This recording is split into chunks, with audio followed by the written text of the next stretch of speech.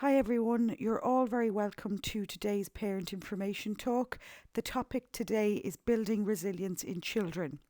This talk is presented by the Mayo Primary Care Psychology Service. It's a parent information talk aimed at parents of school-aged children and teenagers. So here's the overview of what we'll cover in today's talk.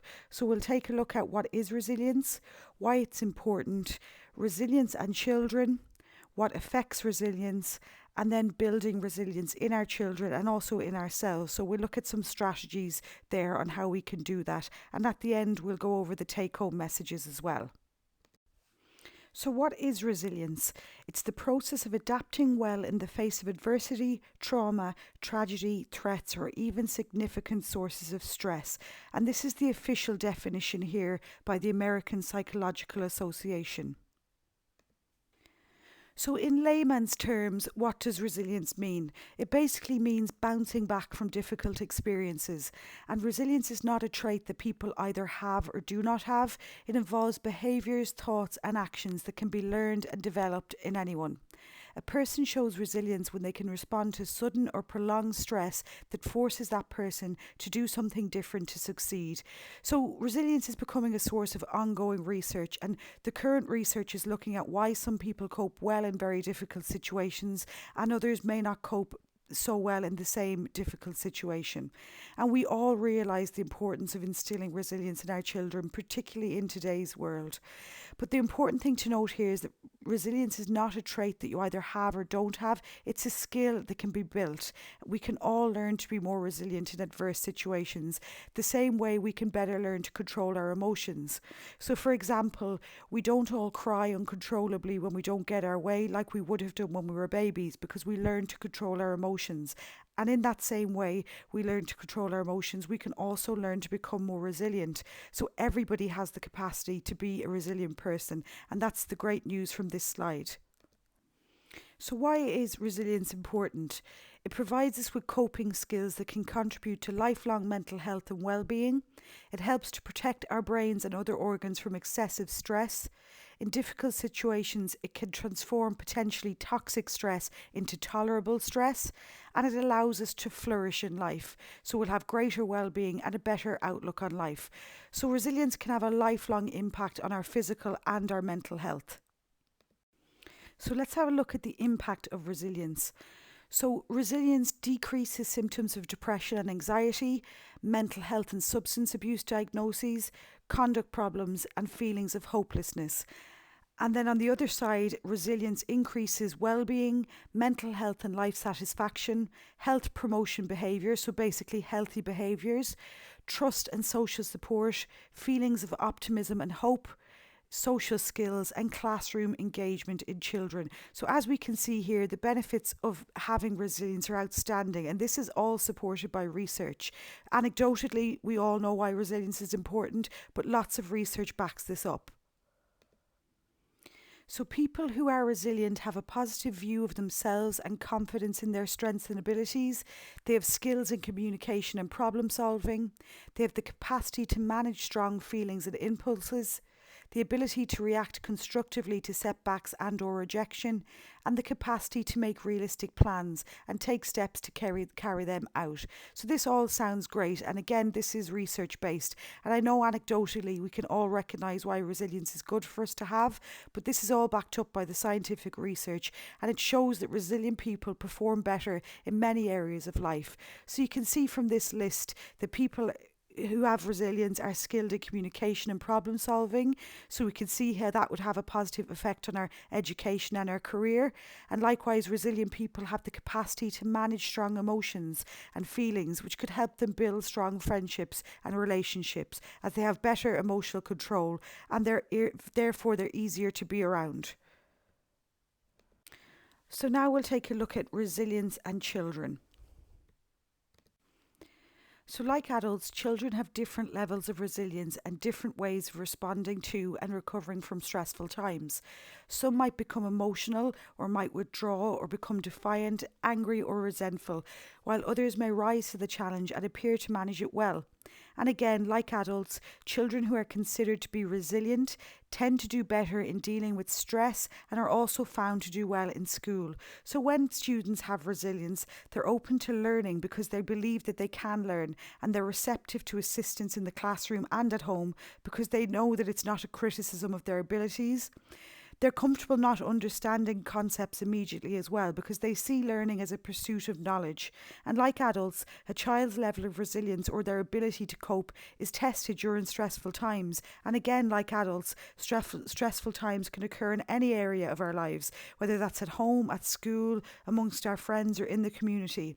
And children react in different ways and cope in different ways. And some ways of coping are more effective than others. And later on in this talk, we're going to look at some strategies to build resilience in our children. So stress is part of everyday life and we all experience and react to it in different ways, even children. There are many sources of stress for children and adolescents in today's world, whether that's navigating school exams, home life, the ups and downs of friendships and relationships, and of course social media is a big one now that our children have to deal with, and that can cause a lot of stress as well. And stress can be a response to what is happening to or around us, or it can be a response to what we are thinking with little connection to the real world. So when we talk about stress caused by things that are happening around us, we're talking about things like being stuck in bad traffic on the way to an appointment or being stuck in bad traffic on the way to work. That's stress caused by something that's happening around us. And then when we talk about stress that's caused as a response to thinking, that's worrying about something that has yet to happen. So those what if thoughts. And we focus a lot on this in our anxiety parent information talk. So if you are interested in this topic, I would urge you to take a listen to the anxiety talk. Prolonged stress is not helpful. It can leave us in an ongoing state of physical alertness or in the fight or flight mode. And over time, this can weaken the immune system, the body, and the brain. So, by that weakening the immune system, specifically, we mean we may get sick easier, feel more fatigue, and find it hard to concentrate, which all impacts on our ability to control our emotions. So stress has a bad reputation, but actually some stress is good. It motivates us to get things done and to take action when needed. It also helps us to develop the skills we need to flourish and become more resilient. So stress can be problematic, we all know this, but it also can be good as it provides the opportunity to build resilience.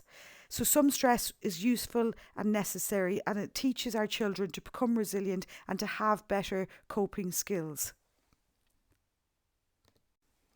So now that we know what resilience is and the positive effects that resilience has on us, both mentally and physically, we're going to take a look at what affects resilience. So resilience arises from ordinary resources and processes. So in order to have resilience, we need a healthy brain in good working order. And by a healthy brain, we just mean well rested, not spending too much time on computers or screens, and using some positive relaxation. We need close relationships with competent and caring adults, committed families and supportive home environment, effective schools and communities, opportunities to succeed, and a belief in the self nurtured by positive interactions with the world. So the good news is it's not necessarily rocket science. Studies of resilience have repeatedly pointed to these same factors associated with building resilience, which is great news because the majority of us already have some or all of these. So if a child has some of the above, they are capable of becoming resilient. And the good news is that most of us will have some of the above, and we are capable of becoming more resilient. The list here you will see as well highlights how important parents and caregivers are in building resilience in children. So if you look at that list again, you'll see close relationships with caring adults, committed families and supportive home environment, opportunities to succeed, which parents can of course play a part in, and parents and caregivers can also nurture our children's belief in themselves. So parents and caregivers are in the best possible position to help children build their resilience. So boiling it all down, here are the key ingredients for building resilience in children and also in adults. So a healthy brain, positive relationships, a positive environment, supportive communities, positive opportunities to succeed, and a positive belief in yourself. Our brain has the ability to learn and relearn. So, whatever we use our brain for, we will get better at. And the word there is neuroplasticity. And it basically means the brain's ability to grow and change in response to experience. So, we have the capacity to change the wiring in our brains so that we become less reactive and more open to healthy processing of emotional stress, which in turn makes us more resilient. And examples of ways to do this include through positive human connections, expressing gratitude and compassion, and various types of relaxation training. So, our brain's chemistry and architecture can actually change. We can learn and relearn things, which allows us to redirect our stress responses and rewire our brains for better resilience. And unfortunately, the same is true if we worry. Our brains get better at worrying.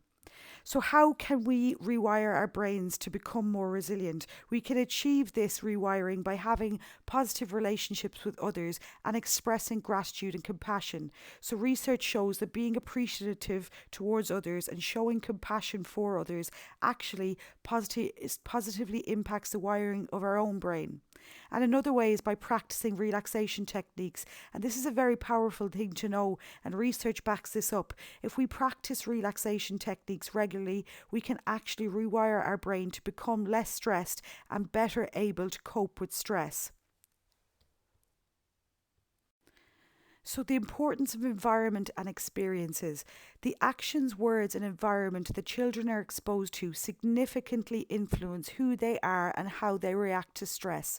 If children are raised with a healthy exposure to positive and motivational experiences, they have a stronger likelihood of being happy, healthy, resilient, positive people.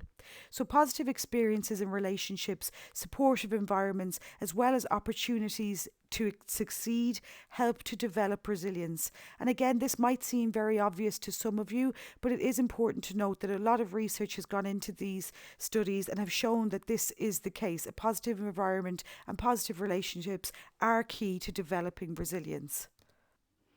So, can we build resilience? And I'd say you've already gathered that the answer is yes, we can. So, the right experiences can shape the individual intrinsic characteristics of a child in a way that will build their resilience, which we now know is a buffer to stress and adversity. And quite often, children are more resilient than we think. So, we can begin by building on the skills and qualities that already exist. And parents and caregivers are in the best position to build resilience in their children. And we're going to look at some strategies on how to do that now. So, how can we build resilience in both our children and also in ourselves? So the idea is to prepare the child for the road, not the road for the child. So this basically means it's better to give our children the tools to cope with what life might throw at them, because we can't shelter them from all of life's adverse experiences, although we would love to. So if we can build our children's resilience to cope with life stresses, we're giving them lifelong skills that will stay with them into adulthood and beyond. So, how to build resilience? As I said earlier, we cannot build resilience without adverse life events. If we overprotect our children to keep them safe from unpleasant social situations and negative emotions, we actually deprive them of the challenges and opportunities for skill building they need to grow strong. Such children are likely to suffer more when exposed later to other unpleasant but ordinary life events, such as teasing and social exclusion. So we said previously that the good news is that resilience can be built. However, we cannot build resilience without some adverse life events. But we're not suggesting that we send our children out into the big bad world alone. We need to equip them to prepare to meet the challenges, whether they win or lose, succeed or fail. We need to be able to build resilience in them so that they can cope with those challenges. So where do we start then? So now we're going to look at a few ideas to build resilience. So how we're going to do that, we're going to look at relationships, role models, so leading by example, building strong communication skills, talking about emotions, healthy thinking, developing cognitive strengths and problem-solving skills, relaxation and mindfulness, social support and friendships, and living a meaningful life. So this may seem like a long list, but none of this is rocket science, and you're probably already doing a lot of these things already. So the important thing to mention is that a lot of research has gone into this, and these are the factors that are shown to help to build resilience in our children. And we're going to look at each one of these in turn now. So the first one there on our list is relationships. So the thing that makes the biggest difference over and above one's genetic blueprint is the relationship a child has with a primary caregiver. Safe and nurturing relationships. Many studies show that the primary factor in resilience is having caring and supportive relationships within and outside the family. Research tells us that it's not rugged self-reliance, determination or inner strength that leads children through adversity, but the reliable presence of at least one supportive relationship. Relationships that create love and trust, provide role models and offer encouragement and reassurance help bolster a person's resilience. So Abraham Maslow was a pioneer in the field of human development, and he stated that safety is the foundation for anyone to accomplish anything. If we don't feel safe, it's difficult to function and therefore meet our basic needs. So feeling physically safe requires an environment that is free of threats to our physical well-being. And safety also refers to a feeling of emotional comfort. So having a sense of emotional safety allows a child to take risks and be adventurous, knowing that there is a solid, safe place to return after trying something new. In the context of a loving relationship with a caring adult, children have the opportunity to develop vital coping skills. The presence of a responsive adult can also help to reverse the physiological changes that are activated by stress. This will ensure that the developing brain, body, and immune system are protected from the damaging effects of these physiological changes. And anyone in the life of a child can make a difference, whether that's family, teachers, coaches, anybody. So any warm, supportive and consistent relationship, even outside the family, is very helpful for a child. And of course, the positive impact of any relationship depends on the degree of continuity and consistency, which we're going to take a look at now. In order to develop safe, nurturing or secure relationships, primary caregivers need to be predictable, reliable, consistent, warm and empathetic. And these qualities give the message that you're safe with me, you're heard by me and you matter to me. And we focus a lot on this in the parent information talk on attachment. So if you are interested in learning more about predictability and reliability and how to be warm and empathetic, I would urge you to take a listen to the attachment talk. So a strong sense of structure is also very important for a child. So children need to know what to expect and also what is expected from them. So this structure provides a sense of security and comfort, and it helps to reduce the sense of chaos or disorganization that can be created by stress. Next, we're going to look at role models, so leading by example. And modelling positive behaviours is a great way to teach our children how to cope. Role modelling, leading by example. Children learn from watching how we interact with others. If we apologise for our mistakes, hold the door for someone or carry someone's bag for them, we teach our children the importance of doing so. If parents and caregivers cope well with difficult situations and experiences, children will see this and learn how to cope with similar experiences in their own lives. Such role modelling also extends to ways of being in life, such as gratitude and appreciation, as well as having a balance in life.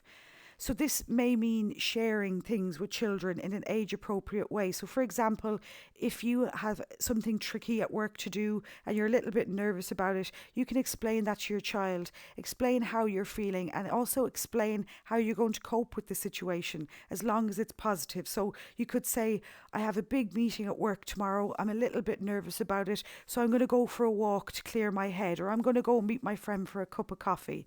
So giving your children the strategies to cope with a difficult situation and letting them know what you're going to do to cope with this difficult situation. Next, we're going to look at building strong communication skills.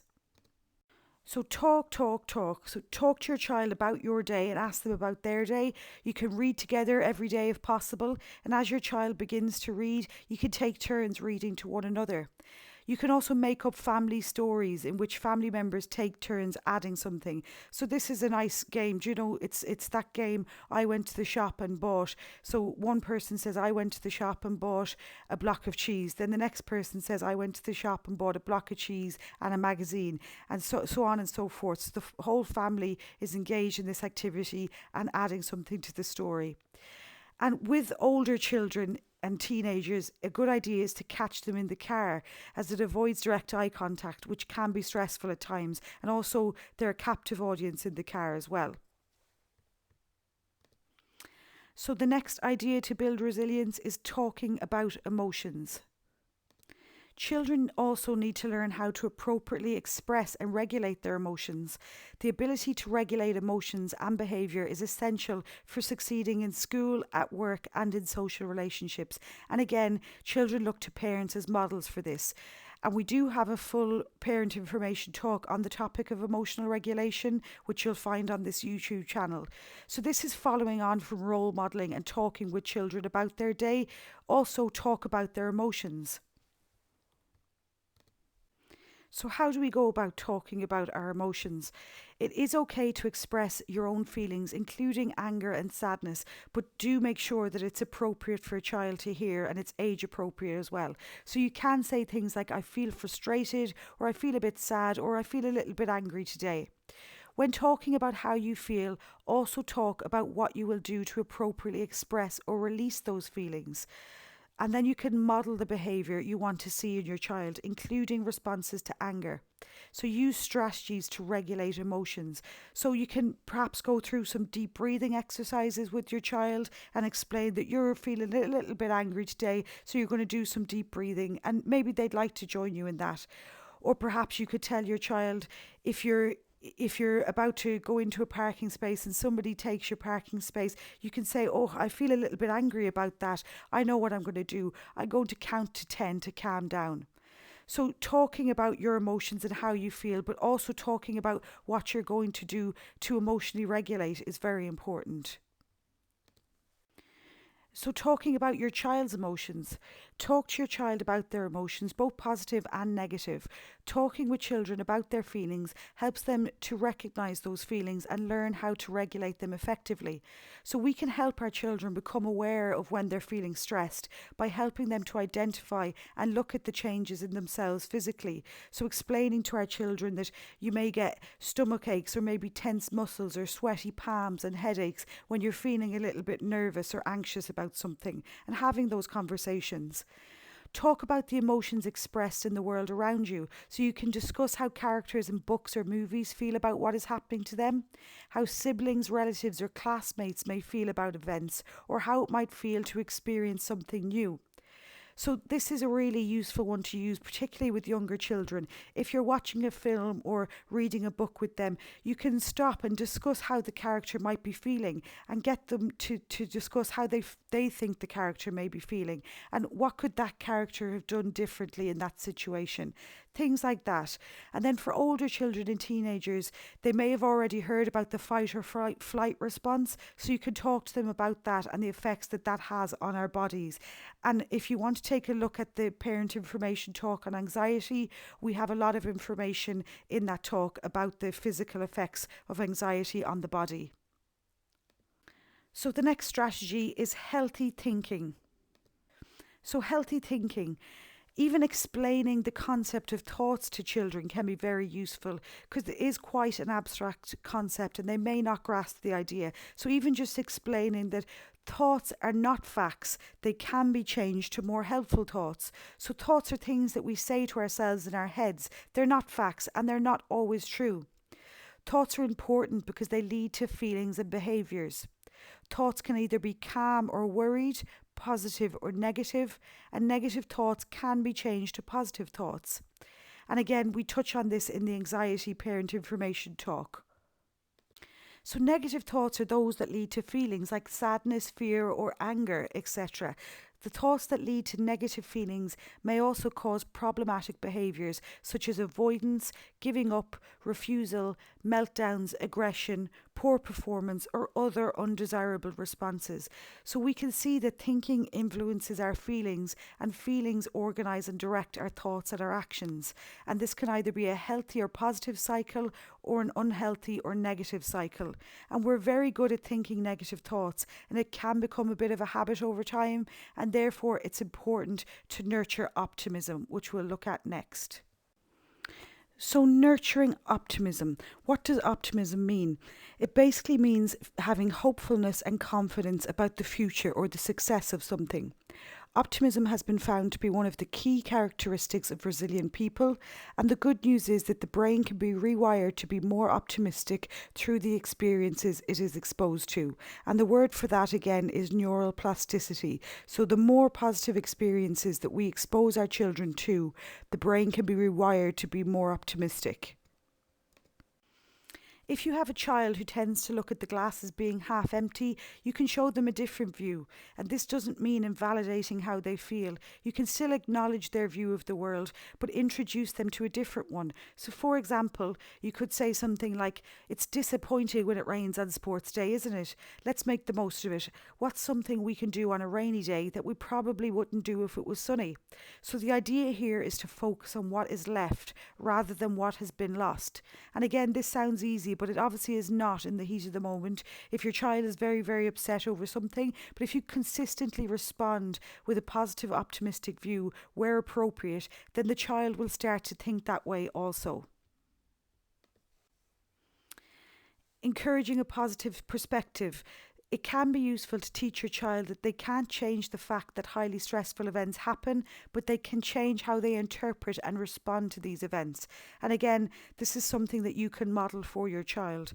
So acknowledge when you're disappointed or frustrated by something, and demonstrate how you are choosing to look at things differently from a more positive viewpoint.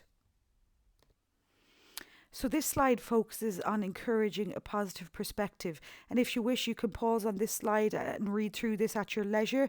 So it's looking at encouraging a positive perspective for worry, self-defeating behaviour, perfectionism, and feelings of hopelessness. And down at the bottom of this slide, you'll see the positive perspective, which gives us an example of things we can say. So if we look at worry there, we know that a worry is expecting something bad, such as danger or embarrassment, even when the likelihood of this is unrealistic. And a positive perspective for worry, asking questions like, what is the worst thing that could happen? What is the likelihood that that would happen? If my friend said this to me, what would I say to my friend? So you can pause this and look through this slide at your leisure. The next strategy we're going to take a look at is developing cognitive strengths and problem-solving skills. So strengthening specific cognitive skills, namely executive functions, may help children to manage their own behaviour and feelings and increase their capacity to develop coping strategies. So by executive functions, we mean things such as control, planning and organisation. Our brains develop as we age, and most of us develop more advanced cognitive skills such as planning and organisational skills as we get older. But it can be useful, however, to introduce some games and activities to practice and develop these skills, and we'll look at a few of those now.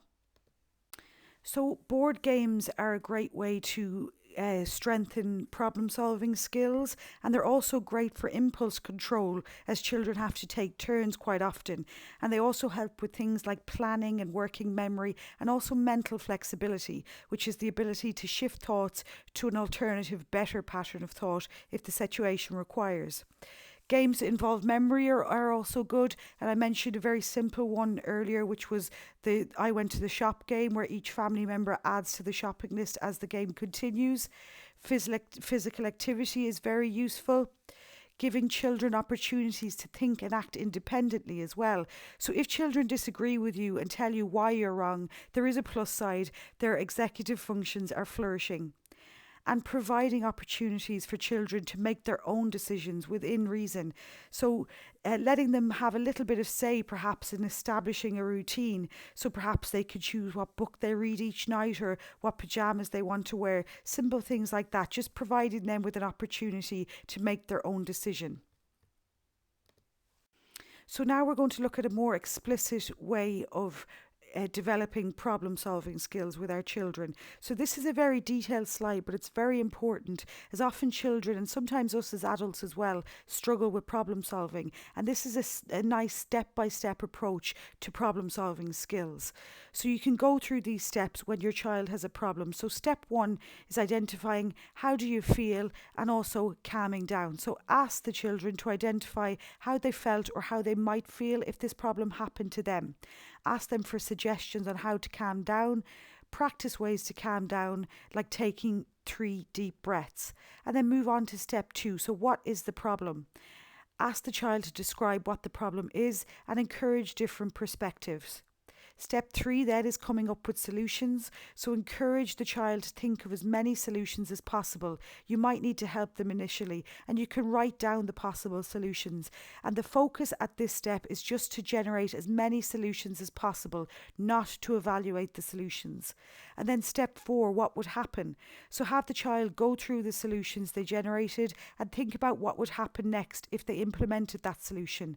Role-playing the solution can also help the child understand the possible consequences there as well. And then the last step is step 5, try the solution out and then review it. So if we look at an example of this, let's say we have a child called Jenny and she's worried about going to school because she knows that she's a substitute teacher coming in and the teacher may not know that Jenny struggles with maths. So firstly, you're going to discuss the problem in step 1 and how does Jenny feel, and you're going to identify some strategies on how Jenny can calm down. And then step 2, you're going to identify what the problem is. So the problem is that she's worried that the teacher won't know that she struggles with maths. Step 3, then you're going to come up with some solutions. So they can be quite ridiculous as well, and you can encourage your child to come up with some solutions that may seem quite outlandish, but the idea is just to come up with as many solutions as possible. We're not evaluating the solutions at this step. So the solutions may be Jenny can stay at home for the day and that'll avoid going to school and therefore she won't have to meet the substitute. Perhaps another solution could be that mum or dad could write a letter to the school and explain that Jenny struggles with maths and she's nervous about going in. Perhaps Jenny could send a big snowstorm to the school so the school would be shut down and she wouldn't have to go in at all. And then another solution could be that maybe Jenny could talk to the teacher before class and explain that she has a problem with maths. So that's just coming up with the solutions. And then step 4 is what would happen. So you're going to go through all those solutions again and discuss what would happen if you implemented each solution. And then step 5, you're going to pick one of the solutions, the one that will have the best outcome and the most realistic one, and you're going to try it out. So the most realistic solution for Jenny would be that she could talk to the teacher before class and explain that she struggles with maths. So Jenny's going to try that out and then she's going to come back to you and you're going to review it together. Now, the timing of problem solving skills and implementing the step-by-step approach is very important. So when to do this? So after a full day of school, children do tend to need some downtime to relax and unwind and recharge themselves. So it's generally not a good idea to have intense discussions immediately after school. Just to keep that in mind. But you can establish a set time at home that is dedicated to having a few minutes chat where things like this can be done. So next we're going to take a look at relaxation and mindfulness. The practice of mindfulness creates structural and functional changes in the brain that support a healthy response to stress. And I mentioned this briefly earlier on. So mindfulness strengthens the calming part of the brain and reduces activity in the instinctive, impulsive part of the brain. It also strengthens the connections between these two brain regions. And when this connection is strong, the control tower part of the brain will have more of a hand in decisions and behaviour. So mindfulness falls under the umbrella of relaxation, and it is very popular at the moment, and it is being used in some schools. So perhaps your children are already familiar with some mindfulness techniques.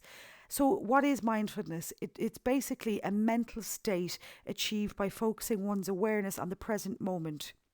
And there's simple mindfulness techniques that you can do. So you can do this by noticing sights, sounds, tastes when you're sitting at the dinner table or when you're in the car. Just taking a moment to think about What smells can you smell? What sights can you see? What do you taste in your mouth? That's a very, very simple mindfulness technique. The next strategy that we're going to look at is social support and friendships.